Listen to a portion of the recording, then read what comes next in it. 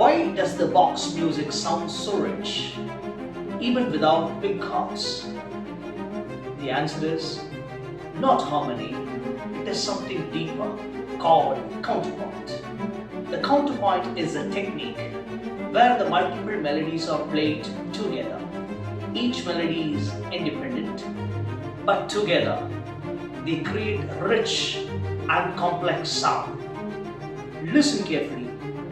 You're not just hearing a one idea, you're hearing a multiple ideas played together. This is why the composers like Johann Sebastian Bach mastered counterpoint. So you can see the counterpoints in his fugues and works like the well-tempered clavier.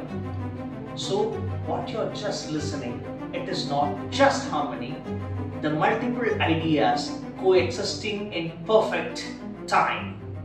Once you start to notice this, music start to make more sense.